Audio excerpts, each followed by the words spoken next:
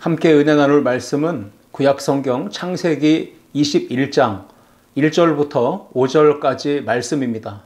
본문을 다 함께 읽겠습니다. 여호와께서 말씀하신 대로 사라를 돌보셨고 여호와께서 말씀하신 대로 사라에게 행하셨으므로 사라가 임신하고 하나님이 말씀하신 시기가 되어 노년의 아브라함에게 아들을 낳으니 아브라함이 그에게 태어난 아들 곧 사라가 자기에게 낳은 아들을 이름하여 이삭이라 하였고 그 아들 이삭이 난 지 8일 만에 그가 하나님이 명령하신 대로 할례를 행하였더라.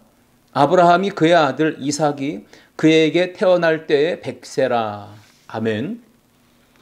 함께 읽은 말씀을 가지고 삶으로 증명되는 믿음, 이러한 제목으로 함께 은혜를 나누고자 합니다. 다이어트는 체중 감량을 통해 건강을 유지하고자 하는 그런 사람들이 하는 운동입니다. 다이어트를 하는 이유는 체중 조절이죠. 건강 관리를 위한 목적이 있습니다. 보통 우리의 이 몸의 무게에 많은 하중을 버텨내는 곳이 있다면 다리이고요. 그 다리 중에서도 무릎 관절이라고 생각합니다. 그래서 무릎 관절에 무리가 되고 또 통증이 심해지면 상당히 고통을 많이 느끼게 됩니다. 그러한 사람들은 대부분 비만이나 또 과체중으로 인해서 무게에 하중이 실리기 때문에 무게에 부담이 되고 또 무게를 이기지 못하는 이 다리의 이 연약함 때문에 결국은 관절에 통증이 생기고 또 연골에 무리가 돼서 그러한 상태로 계속 지속하다 보면 연골이 빨리 손상되어서 결국은 관절에 염증이 생기는 그런 결과가 오게 됩니다. 몸무게를 지탱하는 이 다리, 이 무릎에 무리를 주지 않기 위해서 체중을 감량하고 조절하는 그런 다이어트를 하는 사람들을 많이 보게 됩니다. 이 무릎이 하중을 받을 때 학자들이 이렇게 얘기하죠. 의사들이 걸을 때는 자기 체중의 3.5배의 하중을 이 무릎이 받는다라고 이야기하고요. 그 다음에 계단을 내려갈 때는 자기 체중의 7배 정도의 하중을 무릎이 받는다라고 이야기해요. 그리고 쪼그려 앉는 일, 그렇게 앉을 때는 자기 체중의 무려 9배까지 그 하중을 받는다라고 이야기합니다. 그래서 걸을 때, 계단을 내려갈 때, 쪼그려 앉을 때, 그냥 있어도 무릎에 하중이 생길 텐데 그런 일들을 계속 무리를 주면서 반복하게 되다 보면 연골이 손상되고 무리가 되어서 결국 관절에 염증이 오고 결국은 생활하는데 상당한 불편을 겪는 통증을 겪을 수 있다는 것입니다. 제가 이 이야기를 하는 이유는 어떤 건물이든 건축물이든 또는 강과 강 사이를 연결하는 다리든 그 다리, 건물의 무게를 버틸 수 있는, 견뎌낼 수 있는 튼튼한 기둥들이 세워져 있어야만이 그것이 건축이 될 수 있다, 건설될 수 있다라는 것이죠. 무게를 견딜 수 없는 약한 기둥을 세우면 그 건축물은 무너지게 됩니다. 위험한 지경이 되는 거죠. 우리가 영적으로도 이것을 비유해 본다면 교회에도 건물이 있습니다. 영적으로도 교회가 건물로 지어져 가야 됩니다. 그러나 겉으로 보여지는 건물만 보더라도 쉽게 이해가 될 수 있는 것은 교회라고 하는 공동체 또 교회라고 하는 건물 다 보면 기초가 단단하게 잘 닦여져서 그 든든한 기초 위에 기둥을 세우고 그 기둥이 기초가 되고 또 받침해주는 든든한 역할을 해줄 때 그 위에 슬래브가 올라가고 또 보가 놓여지고 지붕이 씌워지고 또 그 공간마다 층층이 칸막이로 벽을 세워도 그 기둥이 튼튼하게 세워졌기 때문에 그 무게와 하중을 다 버텨내고 견뎌낼 수 있을 때 그 건물이 안전하게 지어지는 것입니다. 교회가 그렇습니다. 모든 건물이 그렇습니다. 그 안에 사람들도 많이 들어갈 수 있고 그 안에 물건들, 가구들, 집기류가 많이 들어갈 수 있고 어떤 무게가 그 건물 안에서 곳곳에 놓여지더라도 그 모든 무게를 다 지탱해낼 수 있는 하중을 버틸 수 있는 힘이 그 기둥 안에 있어야 되는 것이죠. 우리 아름다운 교회가 건강한 교회, 든든한 교회로 자리매김하려면 말씀이라는 기초 위에 반석이신 예수 그리스도를 기초로 하여 아름다운 교회 일꾼들이 기둥과 같이 요소요소에 세워져 있어야 합니다. 그 중직자들, 교회 직분을 가지고 있는 항존직들, 중역을 맡은 모든 리더십들은 내가 교회의 기둥이다라고 여기면서 그 하중을 버텨낼 수 있는 영역을 길러야 됩니다. 실력을 길러야 됩니다. 믿음을 충만하게 해야 하고 날마다 은혜와 성령과 말씀으로 매일매일 무장하고 자신을 든든하게 견고하게 세워가야만 합니다. 그래야 교회에 다양한 역할들을 수행하면서 그 많은 무게감들을 다 감내할 수 있고 버텨낼 수 있고 끝까지 그 믿음을 지탱하면서 그 믿음의 사역을 감당해 낼 수가 있는 것입니다. 오늘 우리는 창세기 21장 말씀을 읽었습니다. 이 말씀을 통해서 우리는 아브라함이라고 하는 하나님의 사람을 또 보게 됩니다. 아브라함은 믿음의 조상입니다. 그는 하나님과 친밀한 관계 속에 하나님이 그를 가리켜 나의 벗이라고 부를 정도로 아브라함은 하나님과 영적으로 교통이 잘 이루어지고 있었던 하나님의 사람이고 믿음의 조상입니다. 그 아브라함과 그 아내 사라, 그들의 인생에 다양한 어깨에 짐이 있었습니다. 많은 인생에 무거움을 더하는 하중을 주는 그러한 인생의 다양한 갖가지 어려움들, 무게들이 있었을 것입니다. 그러한 무게를 어떻게 그들은 버텨냈고 견뎌냈고 결국은 우리에게 오늘 이런 영적인 도전과 교훈을 주는 그런 믿음의 조상이 되올 수 있었을까요? 믿음의 여정 가운데 하나님의 부르심을 따라 나아가는 그 신앙의 여정 가운데 그들이 겪었던 숱한 고난과 역경과 시련과 풍파, 그 다양한 인생의 무거운 짐을 그들은 어떻게 버텨낼 수 있었을까요? 75세에 하나님의 부르심 받고 하나님이 자손과 씨에 대한 약속을 주시고 땅에 대한 약속을 주시고 하나님이 언약을 아브라함에게 주셨어요. 그리고 그 언약이 성취되기까지 아브라함은 25년 동안 약속하신 하나님의 말씀을 붙들고 그 하나님의 은혜 안에서 그 신앙의 여정을 꾸준히 지속하며 걸어갈 수 있었습니다. 결국 하나님의 약속이 이루어지고 그 하나님의 약속하신 자녀 이삭이 태어남으로 언약은 성취된 것입니다. 결과적으로 볼 때는 하나님의 말씀이 이루어지면서 아브라함에게 자손이 이삭이 태어나게 됩니다. 그러나 아브라함과 사라는 삶의 현장에서 약속의 말씀으로 다가오는 그 성취를 바라보면서 얼마나 많이 마음속에 무거운 짐이 되고 인생의 겹겹이 짓누르는 그러한 짐들이 하중을 많이 느꼈는지 그것을 우리가 어떻게 견뎌내고 버텨내면서 약속의 아들을 받기까지 또 믿음의 조상이라고 하는 그런 큰 그릇으로 쓰임받기까지 아브라함은 어떻게 그것을 이겨낼 수 있었을까요? 그 무거운 인생의 짐 하중을 버텨낼 수 있었을까요? 한 단어로 설명한다면 오직 하나님의 은혜인 것입니다. 하나님의 은혜가 임해야 저에게도 여러분에게도 다가오는 가정, 직장, 사업, 일터, 관계 여러 가지 인생에 무겁게 눌려지는 짓누르는 이 하중들을 우리가 버텨낼 수 있는 것입니다.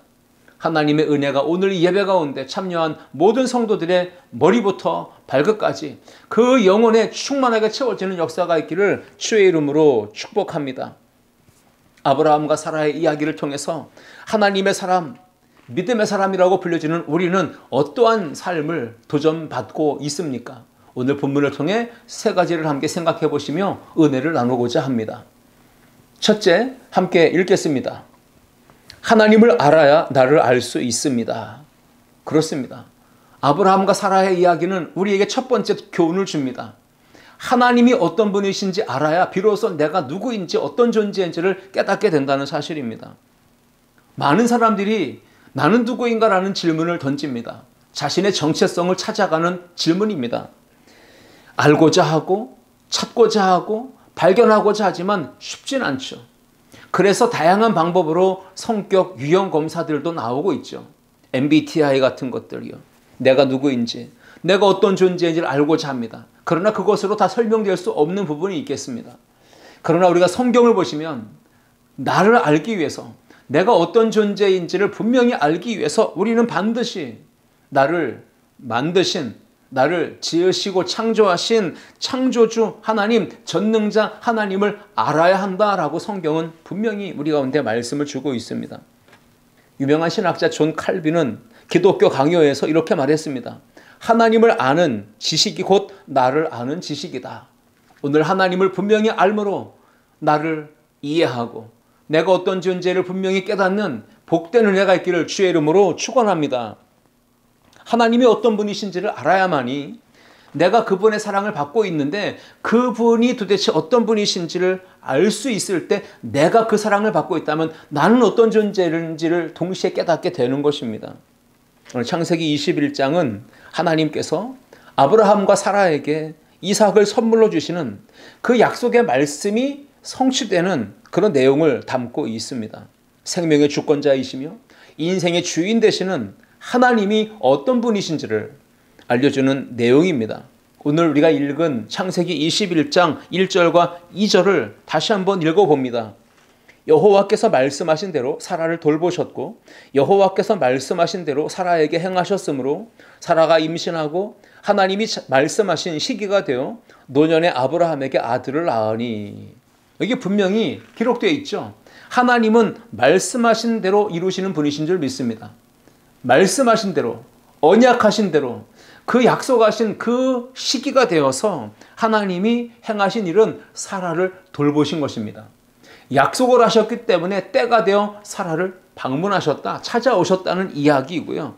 그 하나님의 때, 하나님이 계산하시고 하나님이 예정하신 그 때에 하나님이 그 일을 실행하시려고 찾아오신다, 돌보셨다라는 말씀인 것입니다. 또 하나 여호와께서 말씀하신 대로 행하신 일이 있다라는 것이죠. 무엇을 행하셨습니까? 말씀하신 때, 시기가 되었을 때에 하나님은 사라에게 아들을 낳게 하셨다라는 것입니다. 하나님은 어떤 분이십니까? 말씀하신 것을 반드시 이루시는 언약에 신실하신 분이신 줄 믿습니다. 사라에게 은혜를 베푸셔서 말씀하신 대로 돌보셨고 사라에게 은혜를 베푸셔서 말씀하신 대로 행하신 줄 믿습니다. 이 말씀을 아브라함과 사라 그들에게만 적용할 것이 아니라 오늘 저에게도 여러분에게도 동일하게 한번 적용해 보시기 바랍니다. 하나님은 말씀하신 대로 나를 돌보셨고 하나님은 말씀하신 대로 나에게 행하셨느니라. 여러분 이런 믿음의 고백을 갖기를 주의 이름으로 축원합니다. 아브라함과 사라의 이야기는 하나님이 어떤 분이신지를 분명히 알려주며 그 하나님이 주시는 은혜를 입고 사랑을 입고 돌보심을 입는 나는 누구인지 그것을 우리가 깨닫게 되는 것입니다. 은혜로 돌보시며 말씀대로 행하시는 하나님을 깨달아 알게 될 때 그 은혜와 사랑과 하나님의 역사하심을 보는 깨닫는 우리는 내가 누구인지를 동시에 알게 되는 것입니다. 성경은 하나님이 어떤 분이신지를 명료하게 구체적으로 언급을 하고 우리에게 그 하나님을 소개하고 있습니다. 성경은 수많은 하나님의 이름들을 우리에게 소개하고 있는데 그 중에 몇 가지만을 이야기해 본다면 하나님, 창조주 하나님이십니다. 그래서 하나님의 이름을 엘로힘이라고 부르는 것이죠. 전능하신 하나님, 엘샤다이 하나님이라고 말합니다. 나의 목자이신 하나님, 여호와 로이라고 우리는 그 이름을 부릅니다. 예비하시는 하나님, 여호와 이레라고 부릅니다. 하나님은 치료하신다라고 해서 여호와 라파라고 하나님의 이름을 부릅니다. 여기에 계신 하나님이라고 해서 여호와 삼마라고 이름을 부릅니다. 승리를 주시는 하나님이라 해서 여호와 니시라고 부릅니다. 영원하신 하나님이라 해서 엘올람이라 부릅니다. 의로우신 하나님이라 해서 치두케누라고 하는 이름으로 부릅니다. 다양한 하나님의 이름을 우리가 부를 수 있을 때 그 하나님을 통하여서 사랑을 받고 은혜를 입고 살아가는 내가 어떤 존재인지를 분명히 깨달아 알 수 있는 것입니다. 그러므로 하나님에 대하여 아는 지식이 점점 더 풍성해질 수 있기를 축복합니다. 하나님을 알 때 머리로 지식으로 아는 데 멈추는 것이 아니라 그 하나님을 경험을 통하여 몸소 체험함으로 인격적인 만남을 통해서 하나님의 사랑을 경험하고 동시에 내가 그 사랑을 받으니 나는 어떤 존재인가를 명료하게 알게 되는 은혜가 우리 가운데 있기를 주님의 이름으로 축원합니다. 하나님을 알아야만이 그 하나님의 사랑을 입은 내가 어떻게 살아야 되는지가 분명해지는 것입니다. 사도 바울은 복음 전도하는 그 사역을 행하는 가운데 온갖 고난과 고초와 역경과 시련, 풍파를 겪었습니다. 그럼에도 불구하고 굽히지 않고 담대하게 더 용기를 내서 끝까지 믿음의 경주를 합니다. 그는 선포합니다. 로마서 8장 37절 말씀에 그러나 이 모든 일에 우리를 사랑하시는 이로 말미암아 우리가 넉넉히 이기느니라 라고 선포하고 있습니다. 하나님을 알면 하나님을 아는 그 지식의 크기만큼 현재의 고난과 어려움 또 상황을 믿음의 눈으로 볼 수 있고 해석할 수 있는 지각이 열리는 겁니다. 그 영적 지각이 열리면 인간적인 대처가 아니라 말씀에 따른 성경적 신앙적 지혜로운 대처 방법이 나오게 됩니다. 그리고 버텨낼 수 있는 힘, 견뎌낼 수 있는 힘, 그 모든 인생의 하중을 극복해낼 수 있는 이기는 힘을 그 하나님을 아는 지식을 통하여 얻게 되는 것이죠. 우리 모든 성도들이 그 하나님의 은혜를 얻기를 축복합니다. 그래서 사도 바울은 인생의 말년에 디모데후서를 기록하면서 이렇게 기록했습니다. 버티고 견뎌낼 수 있었던, 승리할 수 있었던 비결은 한 가지다라고 말하죠. 디모데후서 1장 11절과 12절 말씀입니다. 내가 이 복음을 위하여 선포자와 사도와 교사로 세우심을 입었노라. 이로 말미암아 내가 또 이 고난을 받되 부끄러워하지 아니함은 내가 믿는 자를 내가 알고 또한 내가 의탁한 것을 그날까지 그가 능히 지키실 줄을 확신함이라. 아멘. 사도 바울은 확신하고 있습니다. 분명히 알았다라고 이야기합니다. 무엇을 알았습니까? 이 고난을 받고 있지만 그 고난과 역경과 조롱을 부끄러워하지 아니하고 당당하게 버텨낼 수 있었던 까닭은 내가 믿는 그분 하나님이 어떤 분이신지를 내가 알았기 때문에 가능했다라고 선언하고 있는 것입니다. 그날까지 하나님이 나를 지켜주실 줄 확신했기에 사도 바울은 그 사명의 현장에서 뒤로 물러서지 않고 앞으로 전진해 나갈 수가 있었던 것입니다. 오늘 견디기 어려운 큰 고난을 받고 있을 때 내가 믿고 있는 그 하나님에 대한 경험적인 알을 통해 세상을 이기는 그 어려움과 고난의 시간, 인생의 무거운 짐 하중을 버티고 견뎌낼 수 있는 그런 능력 있는 그리스도인 다 될 수 있기를 주님의 이름으로 축원합니다. 하나님을 아는 지식이 날마다 삶의 경험 속에서 풍성해져 가며 참된 하나님에 대한 알을 통해 내가 누구인지를 동시에 깨닫고 하나님을 더 가까이, 하나님을 더 사랑으로 교제하며 살아가는 일에 힘쓰는 우리 믿음의 성도들이 다 되시기를 주님의 이름으로 축원합니다. 둘째, 함께 읽겠습니다. 복음의 능력으로 율법에서 자유합니다. 아멘. 아브라함과 사라가 드디어 약속하신 자녀 이삭을 얻게 되는 정말 감격스럽고 행복한 순간을 맞이하게 됩니다. 그러나 반면 정반대로 이삭의 출생이 태어나는 것이 도리어 마음에 큰 근심과 부담과 짐이 되었던 사람이 있죠. 바로 이스마엘의 어머니 하갈입니다. 창세기 21장 9절로 21절까지 말씀을 대략 내용을 보시면 하갈과 그 아들 이스마엘이 아브라함의 집에서 내쫓겨나는 신세가 됩니다. 이유는 이스마엘이 이 어린 이삭을 조롱하는 거예요. 놀리는 거예요. 근데 그 모습을 이삭의 어머니 사라가 보게 된 것이죠. 결국은 그 일로 인해서 하갈과 이스마엘은 아브라함의 집에서 내쫓기게 된 것입니다. 결국은 브엘세바 광야로 쫓겨나서 방황하면서 결국은 먹을 양식이 떨어져 목이 말라 생존의 위협을 받으며 죽음 앞에 놓였을 때 낙심하고 좌절과 절망에 빠져 그들은 통곡하며 울입니다. 그런데 하나님께서 그 울음소리를 들으셨습니다. 긍휼과 자비를 베푸십니다. 결국 하나님이 하갈과 이스마엘에게 생명을 보존시켜 주시는 은혜를 허락하여 주시죠. 성경에 이삭이 태어남으로 인해 하갈과 이스마엘이 쫓겨나게 되는 이런 내용들이 기록된 배경은 무엇일까요? 분명 영적인 의미가 있을 것입니다. 신앙적인 의미가 있을 것입니다. 이삭과 이스마엘의 관계가 어떤 신학적인 교훈을 우리에게 주고 있는지 이것을 가리켜 사도 바울은 갈라디아서에서 이 내용은 비유라라고 설명을 하고 있습니다. 갈라디아서 4장 22절로 24절을 읽어보겠습니다. 기록된 바 아브라함에게 두 아들이 있으니 하나는 여종에게서 하나는 자유 있는 여자에게서 났다 하였으며 여종에게서는 육체를 따라 났고 자유 있는 여자에게서는 약속으로 말미암았느니라. 이것은 비유니 이 여자들은 두 언약이라. 하나는 신의 산으로부터 종을 낳은 자니 곧 하갈이라 라고 설명하고 있습니다. 여기에 두 여자가 나옵니다. 두 언약을 말하죠. 자유 있는 여자는 이삭을 낳은 사라를 의미하고 여기에 나오는 이 여종은 이스마엘을 낳은 하갈을 의미합니다.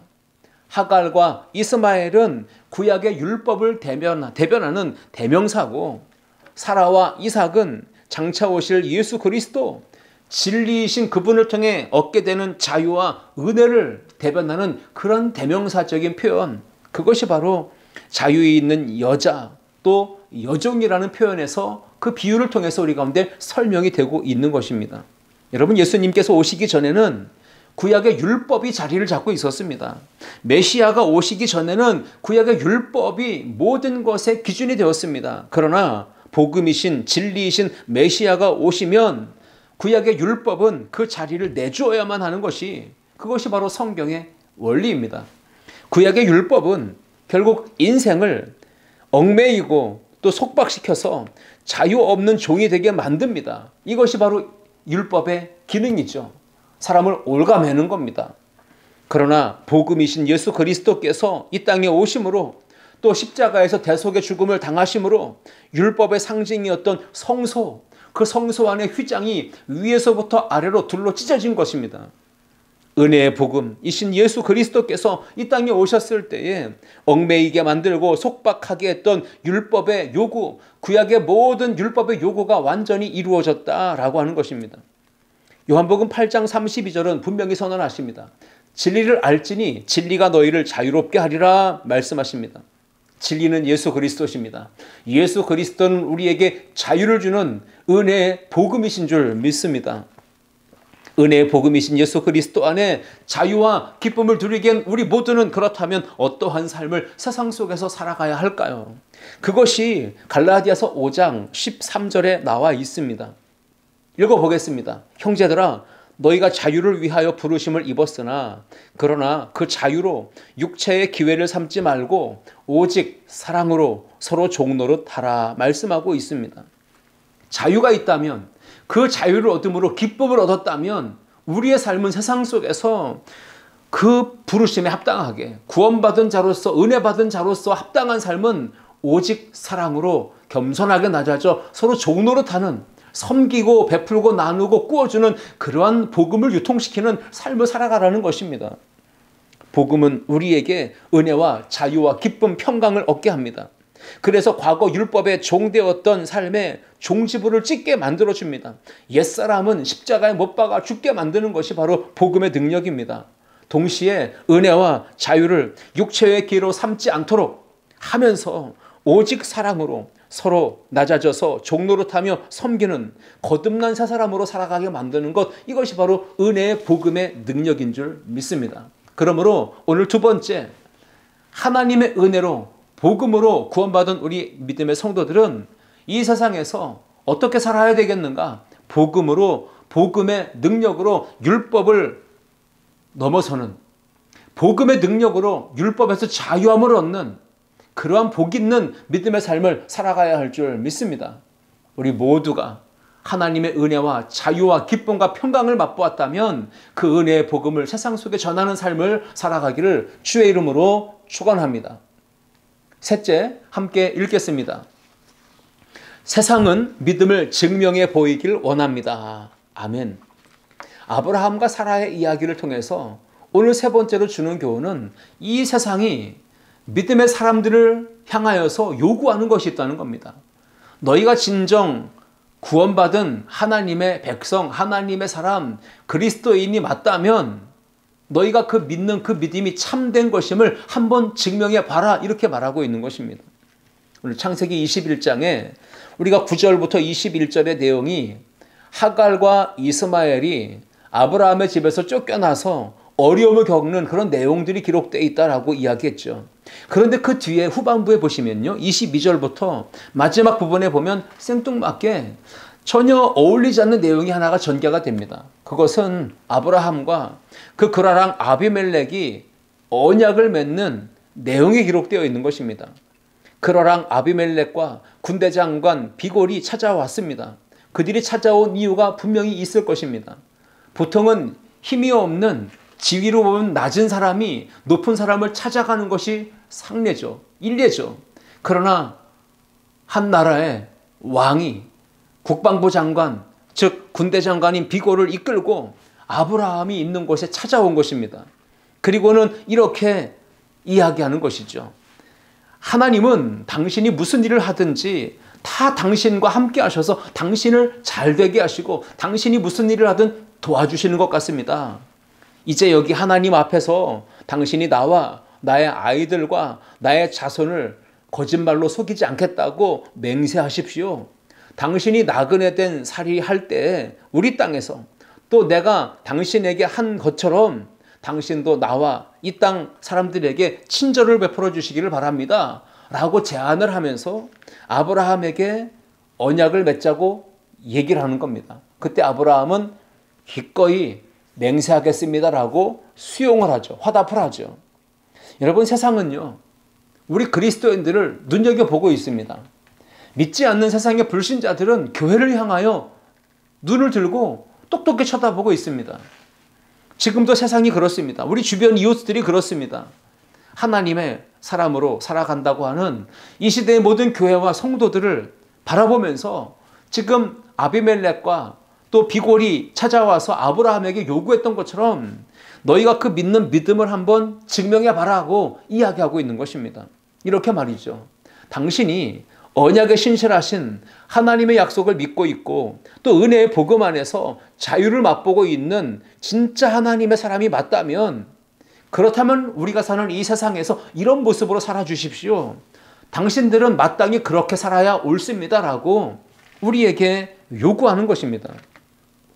이렇게 말이죠. 오늘 성경은 말하고 있지 않습니까? 창세기 21장 22절과 23절 말씀에 그때 아비멜렉과 그 군대 장관 비골이 아브라함에게 말하여 이르되 네가 무슨 일을 하든지 하나님이 너와 함께 계시도다. 그런즉 너와 나는 내 아들과 내 손자에게 거짓되이 행하지 아니하기를 이제 여기서 하나님을 가리켜 내게 맹세하라. 내가 네게 후대한 대로 너도 나와 네가 머무는 이 땅에 행할 것이니라 라고 맹세하기를 요청합니다. 분명히 아비멜렉은 눈으로 본 겁니다. 경험적으로 똑똑히 느낀 겁니다. 무엇을 보고 무엇을 느꼈냐면 아브라함이 가나안 땅에 들어와서 여기 그랄 지역에까지 와서 보여준 그 모든 일들을 보면 무슨 일을 하든지 그가 믿는 여호와 하나님이 그와 함께 계시는 것을 이 아비멜렉이 눈으로 본 겁니다. 경험한 것입니다. 그렇기 때문에 그런 고백을 하고 있는 거죠. 무슨 일을 하든지 하나님이 너와 함께 계시도다. 임마누엘의 증거가 분명히 너에게 있는데 그 증거를 여기서 나에게도 한번 좀 보여달라라는 뜻으로 이야기한 것입니다. 거짓되이 행하지 말아라, 않기를 바란다 라고 이야기하죠. 서로 화친조약을 맺자, 약조하자 하며 체결을 요구합니다. 세상 사람을 대표하는 아비멜렉이 하나님의 사람을 대표하는 아브라함을 찾아와서 당신의 그 믿음을 증명해 보이십시오.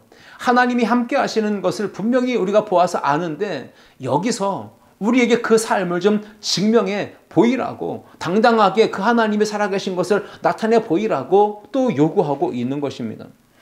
마찬가지로 지금도 우리 주변에 많은 세상 사람들, 불신자들은 우리 교회를 바라보며 오늘 저와 여러분들을 바라보며 예배드리고 있지만, 하나님을 섬긴다고 말하는 그리스도인이라고 말하고 있지만, 정말 하나님의 사람이 맞다면, 신실한 크리스찬이 맞다면 하나님을 믿고 있다는 증거를 한번 삶으로 증명해 보이십시오 라고 요구서를 내밀고 있는 겁니다. 증명서를 보여달라고 얘기하는 겁니다. 당신이 주일마다 그렇게 교회 가서 직분을 맡았다고 열심히 예배하고 열심히 봉사하는 독실한 크리스천으로 보여지는데, 그렇다면 당신이 교회 밖에 있는 직장에서, 학교에서, 또 가짜가 판을 치고 불법과 불의가 판치는 세상 속에서 진짜 그리스도인이라는 사실을 한번 증거를 삶으로 한번 보여줘 보십시오. 이렇게 세상은 우리에게 증명서를 보여달라, 확증을 한번 보여달라고 자꾸 요구하는 것입니다. 아브라함은 어떻게 했습니까? 아비멜렉이 그런 제안을 했을 때 기꺼이 받아들입니다. 거기다가 양과 소를 가져다가 주면서 두 사람이 언약을 맺었다라고 오늘 성경은 기록합니다. 창세기 21장 27절 말씀 보시면 아브라함이 양과 소를 가져다가 아비멜렉에게 주었고 두 사람이 언약을 세웁니다. 그렇죠? 두 사람이 언약을 세우니라. 아브라함은 아비멜렉에게 양과 소를 암양 새끼를 7을 따로 주었습니다. 그리고 하는 말이 내가 이 우물 판 증거로 삼으라 라고 이야기하죠. 요구하는 겁니다. 이건 내 소유다. 이건 내 소유인 것을 분명히 인정해 달라라고 하는 뜻으로 이야기한 것이죠. 아브라함과 아비멜렉은 거기서 둘이 서로 맹세합니다. 그곳의 이름을 브엘세바라고 불렀습니다. 그 뜻은 맹세의 우물이라고 하는 뜻이 있습니다. 창세기 21장 31절로 33절, 오늘 이 21장의 마지막 부분인데요. 두 사람이 거기서 서로 맹세하였으므로 그곳을 브엘세바라 이름하였더라. 그들이 브엘세바에서 언약을 세우매 아비멜렉과 그 군대 장관 비골은 떠나 블레셋 사람의 땅으로 돌아갔고, 33절이 중요합니다. 결론이죠. 아브라함은 브엘세바에 에셀나무를 심고 거기서 영원하신 여호와의 이름을 불렀으며 라고 기록하고 있습니다. 아비멜렉은 언약을 맺고 약조하고 돌아갑니다. 그런데 아브라함은 돌아가지 아니하고 그곳 바로 브엘세바 맹세의 우물에서 무엇을 했습니까? 에셀나무를 심었다고 했습니다. 근데 에셀나무는 이 사막지대인 이 브엘세바, 메마르고 돌밭인 그 땅에 나무를 심는다는 건 잘 자라지 않을 수 있는 환경입니다. 잘 자라지 않고 오히려 말라 죽을 수도 있는 그런 토양입니다. 그런데 그 땅에 에셀나무를 심었다고 했습니다. 근데 에셀나무의 특징은 척박한 땅이라도 뿌리를 깊이 내리는 힘이 있는 나무입니다. 높이 크게 자라는 나무는 아닐지라도 땅속으로 무려 30m, 50m, 깊게는 100m까지도 뿌리를 뻗어나가는 강력한 힘이 있어서 그 밑에 있는 수분을 통해서 나무가 무성하게 자란다는 겁니다. 그래서 나무가 가지를 뻗고 잎이 무성해지게 되면 그 그늘 아래 나그네가 지나가는 사람들이 앉아서 쉼을 얻고 있는 그러한 그림을 우리에게 연상시켜주는 그런 대목이기도 하죠. 아브라함은 브엘세바 맹세 우물에 에셀나무를 심었습니다. 그리고 그곳에서 영원하신 여호와의 이름을 불렀습니다. 그것은 어떤 행동을 의미합니까? 우리 그리스도인들은 세상 속에서 에셀나무를 심는 자가 되어야 합니다. 나 한 사람을 위한 믿음 생활이 아니라 나로 인하여 내가 뿌리를 내리고 내가 건강하게 믿음이 자라가며 무성한 열매를 맺는 나무가 될 때 이 그늘 아래 세상 사람들, 지치고 상한 영혼들, 쉼이 필요한 인생들, 상처받은 영혼들이 그 복음의 은혜로 살아가는 나를 통하여서 마음에 안식을 얻고 위로를 받고 사랑을 공급받고 치유되는 회복의 역사를 누릴 수 있다는 겁니다. 교회는 맹세의 우물에 심겨졌던 에셀나무와 같이 수많은 지역 사람들에게 찾아와서 쉼을 주고 그리고 마음의 위로를 주고 하나님의 사랑과 은혜의 복음을 전하는 그러한 축복의 현장이 되어야 할 줄 믿습니다. 이것이 우리에게 주어진 사명인 것이죠. 아브라함은 그곳에 에셀나무를 심었고 거기서 여호와의 이름, 영원하신 여호와의 이름을 부르렀다라고 기록합니다. 거기가 예배의 자리가 된 것입니다. 우리는 세상 속에서 예배하는 삶을 살아가야 합니다. 여러분이 가정에 있든 직장에 있든 학교에 있든 어느 곳에 있든 그곳에 에셀나무가 되십시오. 그리고 거기서 여호와의 이름, 영원하신 하나님의 이름을 부르며 예배하는 자로 하나님을 기쁘시게 하는 하나님의 영광을 높이 드러내는 복된 삶을 살아가기를 주님의 이름으로 축복합니다. 진짜 크리스천은 세상 속에서 증명해야 합니다. 우리의 믿음이 삶으로 증명될 수 있어야 합니다. 교회 안에서 증명되기 어렵습니다. 밖에 나가야 우리의 믿음이 참인지 거짓인지 형식적인지 아니면 살아있는 생명력 있는 진정한 신앙인지 그것을 증명해 보일 수 있는 것입니다. 진짜 교회와 성도라 그들에게는 예수 그리스도의 십자가 그 은혜의 흔적이 남아있기 때문에 어디든 가면 예수 향기를 풍겨내는 선한 영향력 있는 삶을 살아가는 것입니다. 오늘 저와 여러분이 이 세상 속에 하나님의 영광과 복음을 위한 정말 축복된 삶을 살아가면서 믿지 아니하는 사람들에게 하나님의 나라를 전하고 먹든지 마시든지 무엇을 하든지 다 주님을 기쁘시게 하는 복된 삶을 살아가는 우리 아름다운 성도들 다 될 수 있기를 주님의 이름으로 축원합니다. 기도하겠습니다. 참 좋으신 하나님 아버지 감사합니다. 오늘 아브라함과 사라의 이야기, 또 나아가서 아브라함이 아비멜렉과의 약조를 통하여 보여준 마지막 결론의 메시지처럼 우리는 맹세의 우물 브엘세바에서 에셀나무를 심고 거기서 영원하신 여호와의 이름을 부르며 하나님 앞에 제단을 쌓아 예배했던 아브라함과 같이 우리에게 주어진 삶의 현장에서 하나님의 역사를 이루는 축복의 사람들 되게 하시고 은혜를 유통시키는 복음 전도자들이 되게 도와주시고 선한 영향력을 통하여서 하나님의 나라를 확장해 나가도록 도와주시옵소서. 무엇보다 내가 있는 그곳이 예배의 자리가 되게 하옵소서. 하나님을 경외하며 찬양하며 하나님께 감사하는 복음이 선포되는 은혜의 현장, 감격스러운 예배의 현장 되도록 우리의 삶을 붙들어 주옵소서.